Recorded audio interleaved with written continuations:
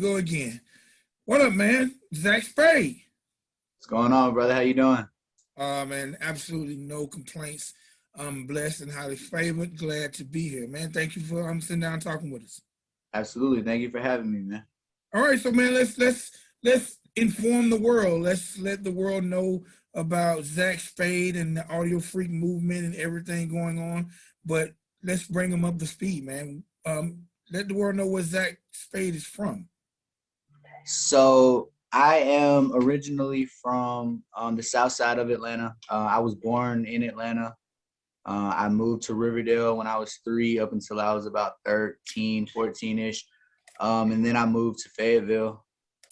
And Fayetteville is really where I started making music. I've always had a passion for it, but as far as like getting into the industry and actually making songs, that all happened in Fayetteville. So I like to just say I'm from the south side, man. Okay, well, the south side of the ATL is very synonymous. A lot of talent came from the south side. 2 Chainz, Ciara, Waka Absolutely. Flocka. South side is full of talent, but you mentioned Riverdale, and Riverdale at some point in time has been known to be a violent area. Uh, Absolutely. a Absolutely. lot of gangs and just different things, but a lot of violence, especially when it comes to um, the younger generation. How are you able to escape the violence, or how did you survive Riverdale? To be honest, it wasn't necessarily about escaping it. It was more maneuvering through it. It was murder still is around every corner, every block, but that doesn't mean that everybody that's on those corners or blocks are bad people. So it's about who you surround yourself with, and just yeah, who you hang around with, and what kind of things that you do with those people. So I just try to stay out of those guys' way and just focus on myself and my career, and definitely my music. All right, now focusing on your music. When did the musical aspect kick in for Zack Spade? Like, first of all, who are some of the people you grew up listening to that are influences to you and the music you make? And when did you realize, or how did you realize you had a talent? So I'm not gonna name anybody in particular because I listen to everybody, man. I listen to every genre of music, all different styles, and so it would be an hour, 2, 3 hours list of people that I can name. So I'm just gonna leave it with everybody. And um, it started in middle school. I had it was a Black History project. Me and one of my boys, Kavo, and some other people, we we had to write a story, and we did it about Joe. Was it Joe Box Brown? Henry Box Brown. And we, instead of us writing a story, we made a song. We made a rap, and we had like we acted it out and everything. And that was really like the beginning of me doing music. Fast forward about maybe 6 more months, I was introduced to someone who actually had a makeshift studio in their bedroom, and he took me in and introduced it to me, and I fell in love with being able to express myself without actually being violent or fighting or any of that kind of stuff. Just I could express myself in a way that other people could resonate with the things that I go through. So that was really the addiction, was just being able to do that. All right. Being introduced to that situation and going to the studio, when did you start to take music serious and realize that it could actually change your life? I'm gonna say that day, the day that I was introduced to the studio for the first time. I went in, I saw the process of how a song is recorded. I heard my voice on it, hated it, but loved the idea. Loved the idea of what this could do and what it could be. I was never one of those that was just like, oh, they got diamonds and jewelry and fancy cars, so that's what I want. It was more about just telling my story and, just being heard. And, some of the things that I went through, somebody else, may have went through, and that would help them. So that day was the day that I realized, this is something I want to do. And, you know, as the years passed, me having regular jobs and dealing with bosses and people telling me what to do, it wasn't ever fit for me. I wasn't ever fit to have someone just standing over me, telling me what to do just because they're in a higher position. That never set with me. So that's where I made music my full-time everyday thing. And to this day, that's what I do. I don't have a regular job. I engineer artists. You know, I make music for a living. Okay. All right, let's go backwards a little bit. Let's talk about your childhood. What type of child was Jack Spade? Um, What type of child were you, and what was your family life like, your household life like?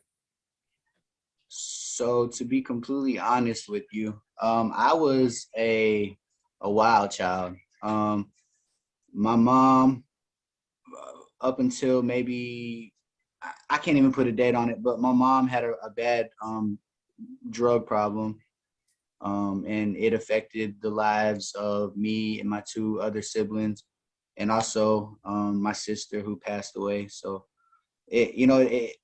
her absence and you know, her decisions in life definitely was a part of why I was the way I was, because I didn't have that, you know, like that motherly figure. And then on the other side, my father was a Marine, so he was very, very strict and physical. And that's, you know, going through not having like a mom there, you know, when you're like sad or down, and then not having a dad that was there, you just kind of had yourself. And you know, the people that you surround, or the people that I surround, and it, you know, at one point it was nothing but bad people. And you know, but now I'm in a point to where the things that I went through as a kid, I don't want any child to go through. So I try to use my voice and my platform to, you know, express that, yo, I went through some stuff, but that doesn't define who I am. It made who I am, but that doesn't make me who I am now. Like, you know, just because I went through that doesn't mean that I have to continue the cycle. Okay, I definitely understand that. Now, you know, growing up, being an adult now, um, what's the relationship like with your parents at this point? So I'm gonna say it's good. My mom, she graduated college. You know, she went for business management, and I went to her graduation ceremony, and I was never able to experience walking across the stage, but to see my mom do it motivated me, you know.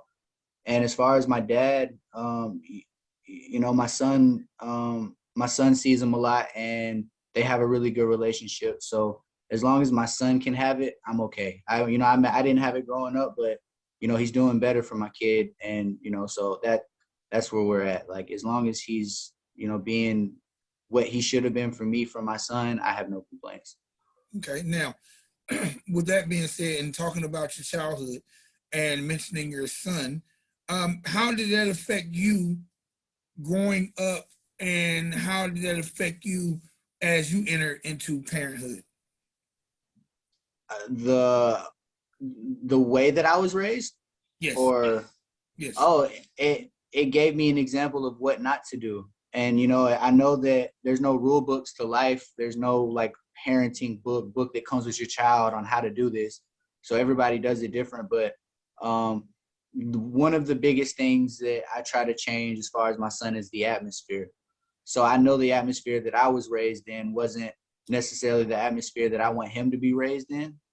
So I'm doing everything that I can to remove him from that situation. You know, I'm teaching him about saving money now. So that was something that I was never taught as a kid, is how to save money. My son's 4 years old and has a stack full of a stack full of ones, like probably like $200 or $300. But he knows that that money comes from when he cleans up. You know, it's kind of like an allowance thing. When he goes to the store, he knows he has that, and he can spend $20 to get this game. So I'm teaching them that young, you know, and teaching them how to maneuver through life, and to actual like learn the things that matter. You know, like the things that we weren't necessarily taught, we had to figure out as, you know, we grew up.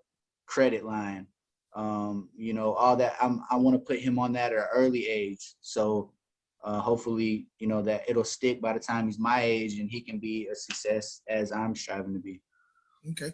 All right. Now, as an artist, like not only are you not only do you have bars, but you got the melodies. Like you're double, actually you're a triple threat. Um, First of all, where did your ability to rhyme come from? Like where did you pick that skill up? And you dope. So where did that come from? Uh, always being told that I couldn't do it, because there was a time where I don't know if you could really say what you just said about it. So I'm humbled, you know, and but yeah, there was a point to where I was like, yeah, I rap, I make music, and they're like, oh yeah, well let's hear it. And I mean, it wasn't it, but those people telling me that it wasn't it is what drove me to maybe the next one's gonna be, and the next one, you know, and the next one, and it just became a constant. I was trying to outdo the next song, and I still do that to this day. I try to make each song better, and by doing that, like I try to do different things. I try to use different melodies. I try to sing. I try to rap. I try to rap fast and chop. I'll try to do it slow. Just always trying to constantly change up the algorithm of my songwriting. You know, there's not a set style of writing or even freestyling that I do. So it's always just a Rubik's Cube. You know, I have a Rubik's Cube over here that I solve, and I like to compare my music to that. You know, there's a million ways to twist it to get the final picture. So Okay. All right. What about the singing aspect? the singing just happened, to be honest. Like people always told me that I had a nice voice, but I never believed them because I didn't sing.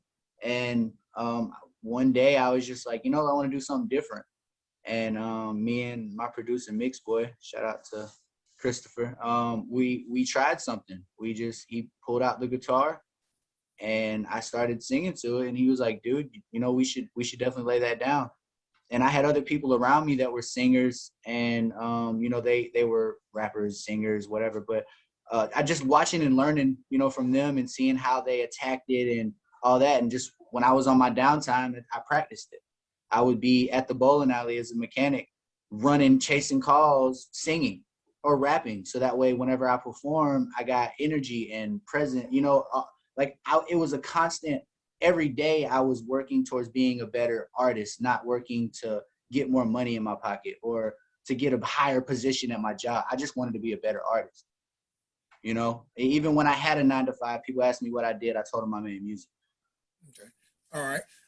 Okay. Now, where did the audio engineering aspect come from? From being tired of waiting on other people to help finish a project, or having to pay to go to a studio to record. I was like, dude, there's YouTube. At the time that we had Cool Edit Pro, which is a crack program, which is now Adobe Audition, but we had Cool Edit, and I watched a lot of YouTube videos on just because, dude, back in the day there wasn't YouTube videos on how to engineer. Like Soldier Boy had just broke, you know, so YouTube wasn't really like a big platform. It was, but it wasn't yet.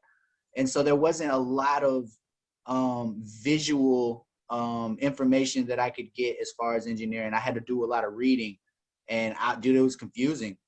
And I just kept doing it though. I kept recording myself and recording other people, and eventually it just happened. Like I just my ear developed itself, I guess, and I was able to recognize different frequencies and understand what each plugin does and how I can use this in unison with this to make this effect. And I don't know, it just intrigued me. Okay. And that's why I've just been doing it, you know, myself and learning from other people that do it as well. All right. Which do you like most?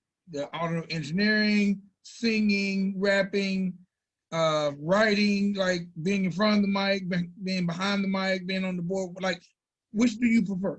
Which brings you most solace in life? Um, it's all of it. It's all of it combined, because you can't have an artist, you know, that doesn't record, you know, or you can't have an engineer that doesn't have a studio, or you can't have a live show without music. So everything plays its part into creating a bigger thing, you know, which is the artist and the brand.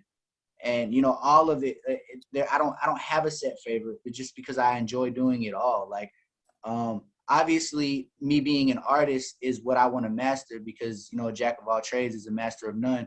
So I want to be well rounded, but I don't want to be a jack of all trades. I want to focus on being an artist, so that way my story can be told, and I can, at the end of the day, help someone else. You know, I've had people tell me that my song helped them, and that was, it was a feeling, and I just want to be able to get that feeling more, and you know, just be able to help people. There's a lot of people trying to take away from the world, and I just want to get back to it. All right. Let's talk a little bit about your relationship with Mixed Boy, Audio Freak. Like how did you guys meet, and how did that bond get so strong? It back in Two Tiers. Two Tiers Entertainment was a local record label in Tyrone, and one of my buddies just got signed to the label, and Mix Boy was one of the engineers that worked at the label. And I went to the studio with my buddy, and that's where I met Mix Boy. And I was just so intrigued by how like he played the guitar, and then it was on the computer now. And then I was like, how, you know? And so I asked him, I was like, dude, do you care if I just sit here and like watch you work? And he was like, nah, man, that's cool. You know, and so that's what I would do, is I would go up to the studio and I would just sit back and I would just watch. And then eventually, you know, we clicked, man, because you know, he wasn't much older than me, but it was the love of music was, you know, where our friendship came. And then, you know, we have other things that we like to do, like build computers, fix computers, we play games together. So there was just a lot of things that developed after the fact of the music. And this was, I don't know, 10 years ago, and we've been really, really strong friends past the music. Like, we put music to the side and can still hang out and enjoy like being friends with each other. You know what I'm saying? Instead of just always, hey, let's record, or hey, make me a beat, or hey, you know, let's do music. Because you know that it gets old when it's your friends. You know, your friends are supposed to be your friends, not people using you for your studio, or you know, things like that. And we've never, neither one of us have had that feeling about each other like we've had with other people that interacted with us. So, you know, we've just, it just stuck. Okay. All right. Now, um, I noticed that like you've done engineering. Like, man, I've seen you, me following you, you know, on social media. I've seen you in Florida engineering.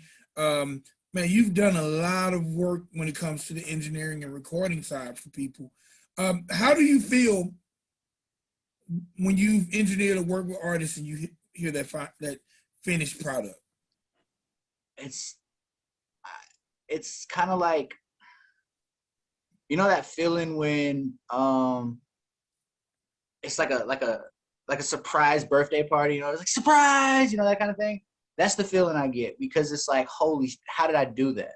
How did I make that song sound like that? How did I, you know, pull that out of that artist? Because I don't just engineer, I also act as a producer. So I'll pull things in, or I'll have other people, you know, add to a song or whatever that looks like to make a bigger piece. But it's always just a big surprise at the end. It's like, man, what's next? You know, when's the next one? It's that feeling. It's I don't know, man. And then just like I said, to see other people happy, like when you know somebody goes in and like, I don't really know how I feel about this song, and then when y'all finish it, you're like, damn, that was hard. You know, that feeling, like it's just I don't know, man. It's all euphoric for me. All right, now I gotta ask Zach. When I see pictures of you, sometimes I see pictures of you and you got the rock star look, the red tips. Sometimes I see pictures of you and man, you make me feel like you just jumped off the back of a Harley. Hey man, what is the image of Zack Spade? It's there. There's not a set, and the reason why is because, like I said, I listen to everything, and I feel like if I just look like one thing, then people would stereotype me as one thing.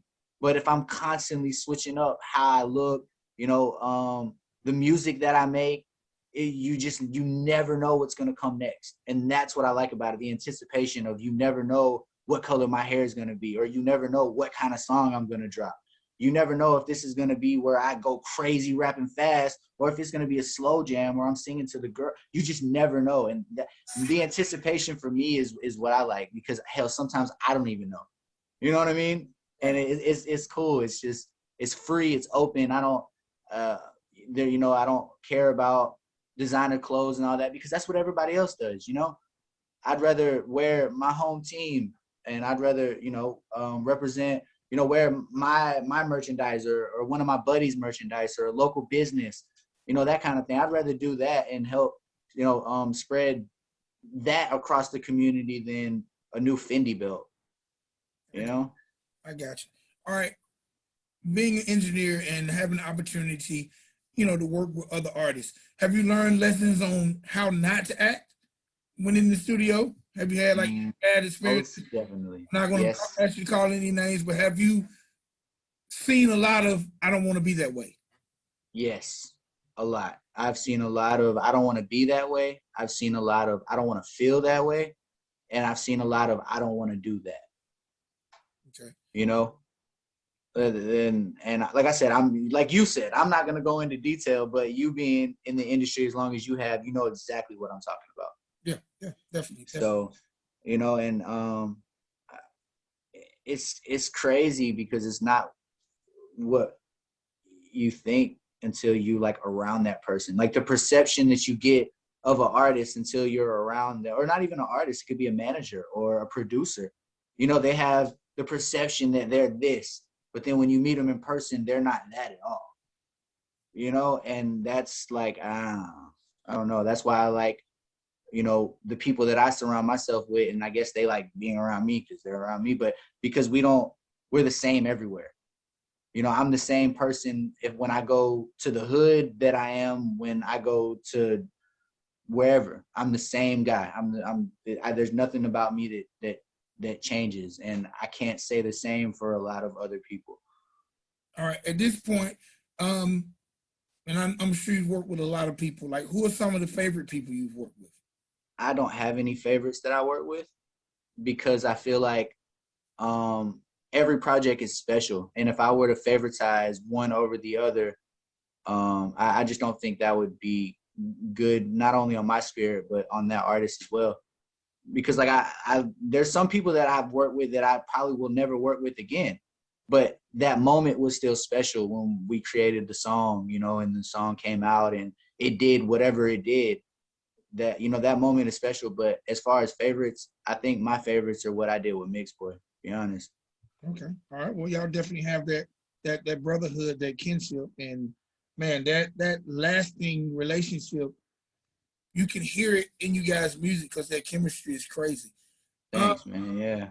I always thought like, man, if the book closed on my life today, the name Zack Spade would be synonymous. Is one of my favorite names in the music business. How did the name come about? So my buddy was, when I first started rapping, I was Lil Z. And then we changed it from Lil Z to Kid Luke, like Luke Skywalker. Cause we were the space kids, Oh, pow pow, like that era. Okay. And so I was Kid Luke.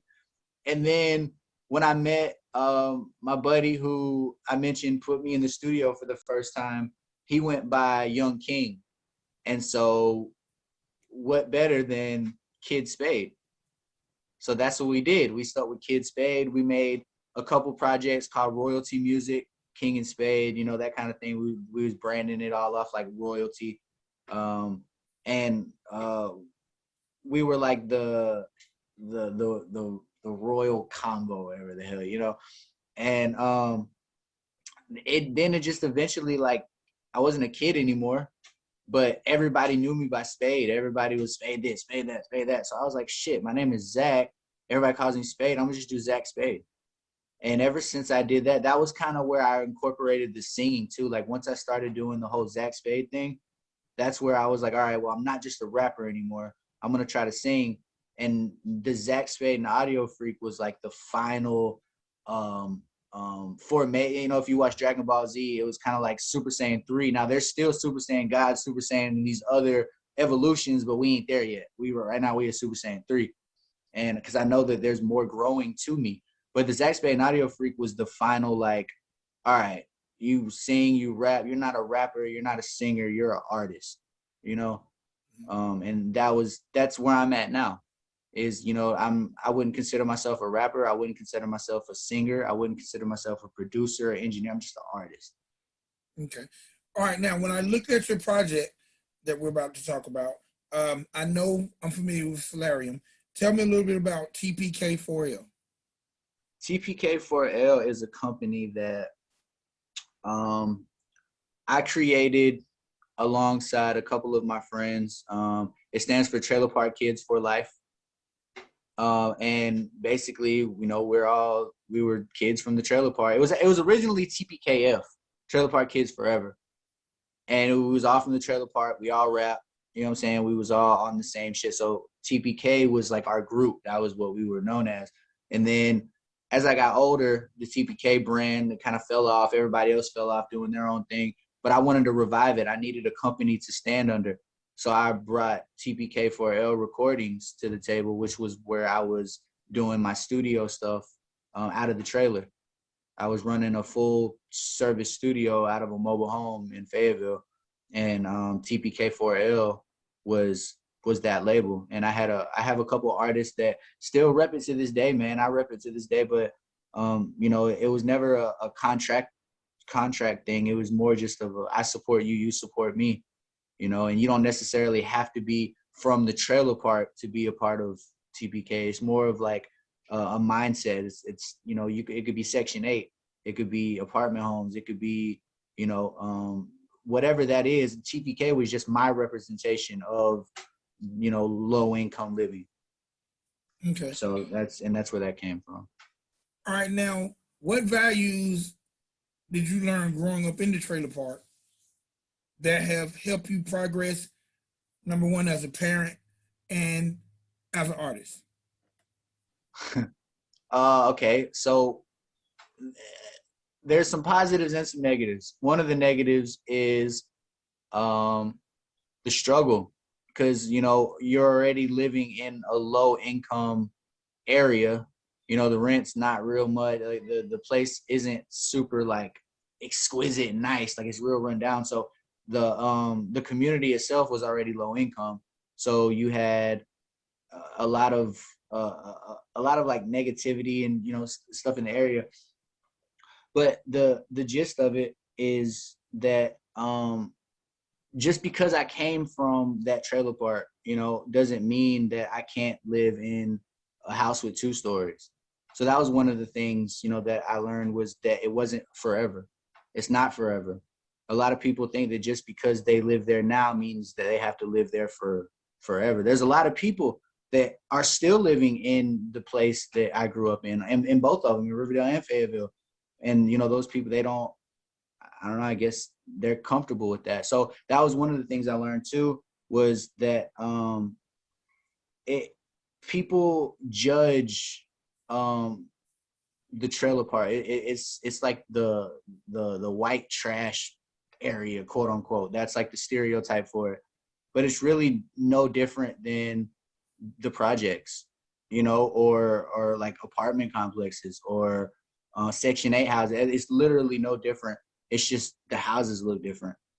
So, I mean, overall, I would say the people in the trailer park are more open to just accepting you as who you are, compared to living in like a super nice house. Like those people, you know, like you don't walk in their yard, you don't walk in their grass, you know, that kind of thing. We didn't do that. We were like hoodlums, dude. We'd run in your yard and probably pull a 18-wheeler in your yard and fuck up your, you know, whatever. Like that's the difference. You know, so those are the 2 things. And I try to find a balance between both to make it comfortable, you know, and I did. Now I'm not there, but Okay. you know, it's definitely a lifestyle. I will say that's the last thing I'm going to say about it. It's an entire lifestyle. All right. And if you've never experienced it, I suggest it. So you suggest everybody get like 30 days in the trailer park? Hey, dude, you got to try it. You got to try it, man. It's something different. It's like you just won't be the same after. I always, you know what? I've never stayed in a trailer because I was always afraid when like tornado season or when huge gusts of wind come. I felt like I could feel that thing rock. Can you? Oh, yeah, that's the exciting part. Shit. Yeah, man. That's like okay, I'm lying, dude. I was terrified as a kid. I'd like hide behind the couches. Oh my God, we're gonna die. But as I got older, I was like, nah, man. Well, for one, the where I stayed at was like the road did like this. So I was as a kid, you know, you don't know tornadoes can only travel on flat land. So a tornado couldn't even survive where I stayed at. So I wasn't worried about it as an adult. But as a kid, no, sir. I wanted to go to the hospital. I wanted to go to the skating rink, wherever had no windows that I could just go somewhere and would be okay. I feel but you. but yeah, that's the only thing, man. The weather, the weather is probably the worst part about it. And I'd say the best part is definitely the pricing and the lifestyle, man. Okay. All right. So look, let's before I let you go, um, we got to talk about Feel My Pain. Do it. Zack Spade and Audio Freak. All right, man, when you listen to this project, the first thing I gotta say is I'm a big sequencing guy. And to me, how a project is put together when it comes to the sequencing, um, that's the emotional part. When you're able to take a person on that emotional roller coaster where it's up, down, whether it's smooth. And I gotta say, man, the sequencing on this project was awesome. Um, Thanks, man. Definitely thank you. Shouts out to my guy Fletch, man. all right, I also say for me, the first song on a project determines whether I'm going to listen to that project. And Absolutely. I've been singing Bad Guy in my head off and on daily for probably 6 months because you dropped it way before the project. But I think Bad Guy is an amazing song. Thank you. Thank you. Thank you. Thank you. All right. My question: how much time went into you putting together "Feel My Pain"? Say that one more time. How much time went into you building "Feel My Pain," the entire project? Realistically, 2.5 years, maybe 3 years. Um, but the majority of the actual track list for the album came from about, I'm gonna say May of last year. So May 2020 up until about August. I'm gonna say I recorded majority of that album in those 3 months. Some of the songs, like there was like two or three songs that I did, a couple years back that they had to go on the album. But majority of the songs were done, like I said, in like that 3 month span. Okay. All right. When you listen to the project, we get to hear all aspects of Zack: the rapping, the singing, the happy. I like to say the good, the bad, the ugly. We hear every aspect of you: fatherhood, love life, ups, downs, struggles. Mm-hmm. Like, how are you able to compact all that emotion into 15 songs? Strategically, that's the only way that I can say, because there's still so much that didn't get put on the album that was a part of my story that I just didn't feel was it's not time for that yet. So I just kind of took the last like year and a half worth of situations, and going back to what we was talking about when I first started, being able to express myself was like my addiction to making music. So the album was just a literally 15-song expression of me and who I've become and why I have become who I've become. It's like it's an explanation to everybody, my family, my fans. There's nobody heard the album. Nobody knew anything about it other than I had an album coming. you know. And then we dropped the EP. It's just like a little piece. The EP was just kind of like a synopsis of what the album would be. And then when the album dropped, you got the full story of the situation. And I mean, if you listen to the album, you can kind of figure it out. But you just got that full synopsis. And so, yeah, I would say 3 months to fill in just what the album consisted of. All right. Why you pick that name, Feel My Pain? Because that's what it is. There's so many different aspects of pain in my life that I feel like go unnoticed. Everybody sees that I'm, living life big, but they don't realize that the person on the inside is crumbling, And that's kind of what that was just like here you go. This is why I haven't been answering the phone. This is why I haven't been doing this. This is why I haven't been doing that. This is why I said that. This is why, here it is. I'm putting it all on the table for you. Here you go. Feel it. I want you to feel it. There's specific songs on the album that were direct. And I'm sure, you can figure out which ones were direct. And to that person, I wanted that person to feel my pain. I wanted the world to feel my pain. Being an artist that goes, I feel like is undervalued and overlooked on certain aspects. I wanted people to feel it, like just to get it. Like you said, the love life, the being a father, all that. There's ups and downs to every aspect of it, and I gave that, or I tried to give, as much of it as I could. And it resonated. It did what I needed it to do, and that's what I'm thankful for. All right, now talking about being direct, you have a line in a record, and Bad Guy to be exact. That man, I think every day, like, man, is that for real? Is that just a line? If it's for real, how did he deal with it? If it's just a line, how deep did he dig to even make it up? You have a line about your ex sleeping in the bed that your dad gave you. And I can't quote, I'm not a rapper, but basically that's the line in the song. Right. If you don't mind, can we talk a little bit about that line? Briefly, yeah. So, yeah, it's true. Very, very much so to this day. It's true. Yeah. How were you able, and I'm not even going to give the line word for word because I want people to definitely listen to the project. How were you able to, okay, first of all, I feel like, and I'm a lot older than you, and, well, goddamn it, I don't want to say a lot. Okay, it's not about me. How were you able to deal with something like that that would cause anybody of any age, any race, any color, any creed? How are you able to deal with something like that, an emotional situation like that? How are you able to deal day to day to day to day to day? Like, how are you able to cope? By dropping that album. I was going to say, was it therapeutic to be able to just say it over a beat? Yeah. Yeah. Therapy for sure, but it was more of it was more of a lesson. And this can go for every artist that, makes music and goes through stuff.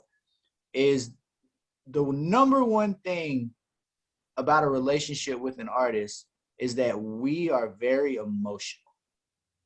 And with that, when you do us wrong, we tend to express ourselves. So that's why I'm very hesitant about being in relationships, especially with being an artist, because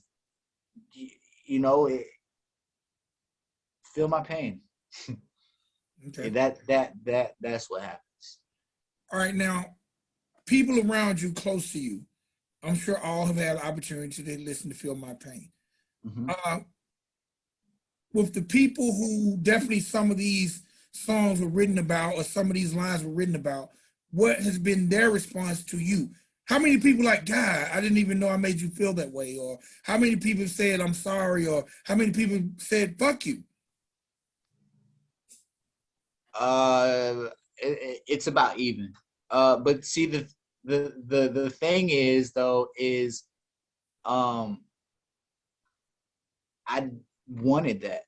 I wanted the fuck yous. I wanted the I'm sorries. I needed that for my soul. Like, and when I got it, I didn't even care anymore. So it it was like making the album. I just wanted like the load off my chest of feeling like I wasn't the bad guy.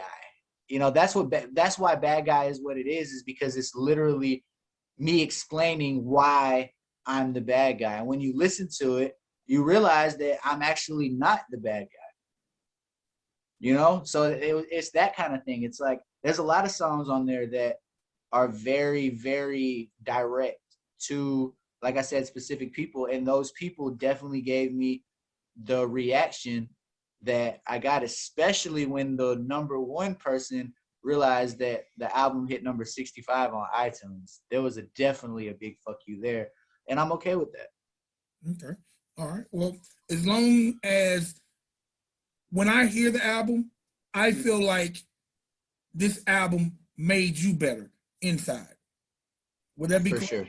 Would that be fair? 100%. All the weight is lifted off. The stories told. Well, majority of the stories told. The part that I cared about was, and I just feel like a free spirit now. I guess it's like all that weight is gone, and now I can just like do whatever without having to worry about those things that kept me in such a dark place. Okay. Because my state of mind when I made that album was definitely not what you see in front of the camera. Okay. I have a song on the album called Crown Apple Flows. I'm sure you've heard it. And that was my state of mind for months. Okay. Well, I'm glad that you've returned from that place and Absolutely. Now you're in a better place.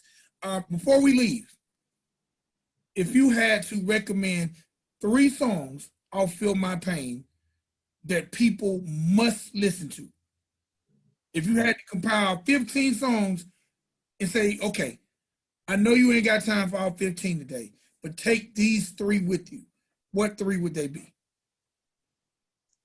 I'm going to say Bad Guy, Kill Things Slowly,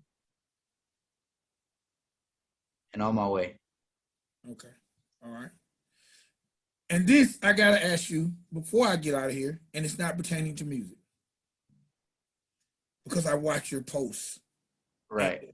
I look at your hat, and oh God, I hope it's not a Dodgers reference. I hope we're not going there. And yes, it is. Oh man. And I seen your post last year about your all-time Braves team. Who is your favorite Brave of all time? Oh, dude. God, I can't. There's so many. Like, I gotta go with OG Chipper, man. But really, it's not even a player. Bobby Cox. Yeah, I really like Bobby. Bobby Cox is like my guy. Like, I want a Bobby Cox jersey, not And then second to Bobby is probably Chipper. And then if we were to go pitchers, I'm gonna say Tom Glavine. All right. What do you feel about the Braves' chances this year of dethroning my Dodgers, the champs? We going all the way, baby. We going all the way. All the way where? To lose to the Dodgers in the finals? That's the Dodgers got to beat up.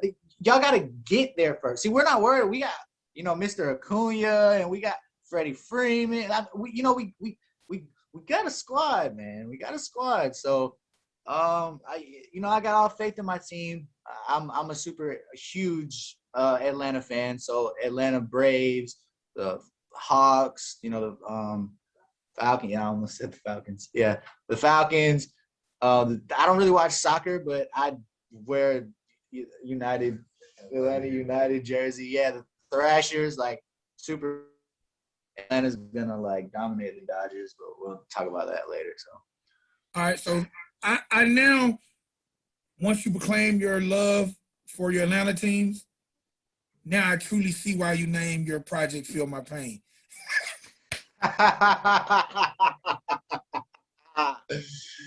Oh, and your love for Dodgers is that where Riding Dirty came from?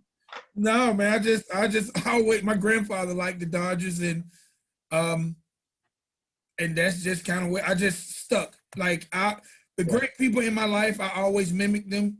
And my absolutely. grandfather loved the Dodgers for whatever reason. I mean, well, I know he was a huge Jackie Robinson fan.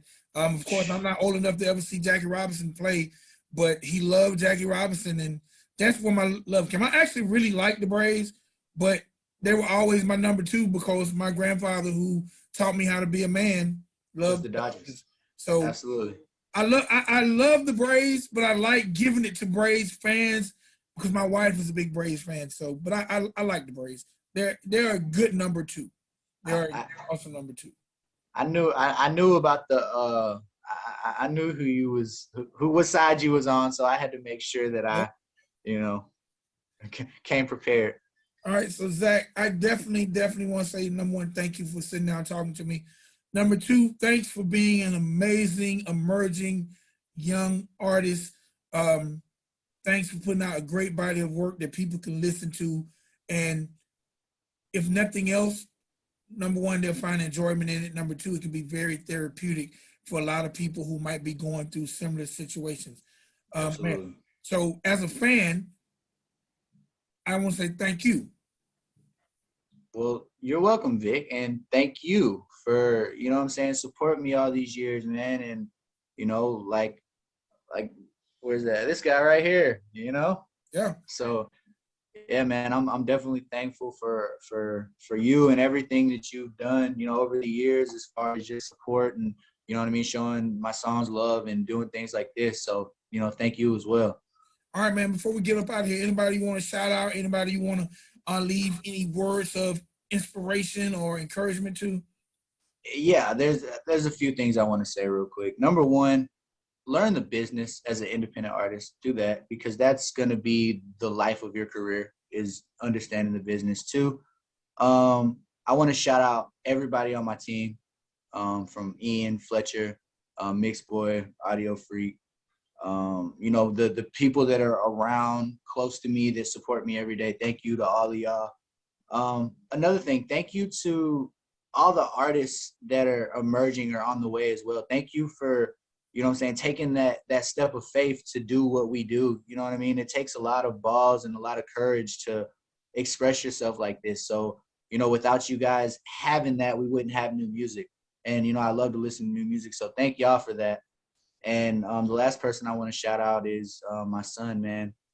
Radikai, I love you so much. I'll see you later today. And yeah, that's it, dude. Just keep going. Any artist, anybody in general that listens to this, watch this, whatever it is that you aspire to do in life, keep going because you're the only person that can stop you. There's not a single soul on this planet that can stop you from achieving what you want except yourself. I have a project called I'm My Biggest Enemy. You can check that out as well. That's, you know what I'm saying? That's a therapeutic for me as well. So real quick, I know that if you wasn't gonna ask me, I'm gonna go ahead and do this, but make sure you guys follow me on all social media platforms at Zack Spade 23, ZACKSPADE 23. Me and Vic already mentioned that I dropped my debut album, Feel My Pain. It's available on all streaming platforms, so make sure you guys go check that out. And All that's right, it for me, buddy. all right, Zach, man. I definitely appreciate your time and continued success, sir. Keep killing them. Absolutely, man. I'm gonna keep doing what I'm doing. If killing them is what that is, then great. You know, I'm just gonna keep trying to be better. All right, my G. Enjoy the rest of your day, sir. Absolutely. Until next time, brother. All right, peace.